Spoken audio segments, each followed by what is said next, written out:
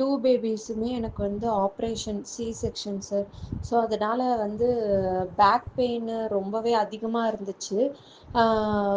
இது nerve compression வேற இருந்துச்சு எனக்கு.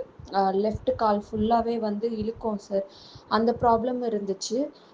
ஃபர்ஸ்ட் பேபி பொறந்ததுமே வெயிட்லாம் லிஃப்ட் பண்ணி ஸோ அம்பிளிக்கல் ஹெரினியா வேற வந்துருச்சு. ஸோ இவ்வளோ ஹெல்த் இஷ்யூஸ் இருந்துச்சு. ஸோ அதுலேயே வந்து செகண்ட் பேபி ஆப்ரேஷன் பண்ண பிறகு இன்னும் அதிகமாக வந்து பேக் பெயின் இன்க்ரீஸ் ஆயிடுச்சு. 3 months கம்ப்ளீட் பண்ணிட்டேன் சார். கம்ப்ளீட் பண்ணப்பவே ஆல்மோஸ்ட் 13 kgs வந்து குறைச்சிட்டேன். நீங்களுமே வந்து அதை பாராட்டினீங்க.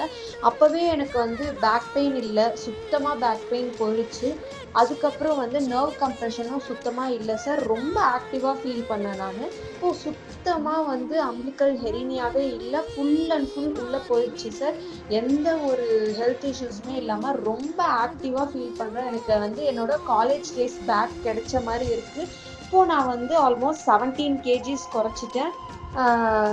இது ரொம்ப ஆக்டிவாக இருக்கேன். ஹெல்த் இஷ்யூஸ் எதுவுமே இல்லை. எனக்கு கேஜி குறைஞ்சது ஒரு பக்கம் சந்தோஷம் அப்படின்னாலும் ஹெல்த் இஷ்யூஸ் எதுவுமே இல்லாமல் நல்ல ஆரோக்கியமாக இருக்கேன். அதுதான் ரொம்ப முக்கியம் இல்லை சார்.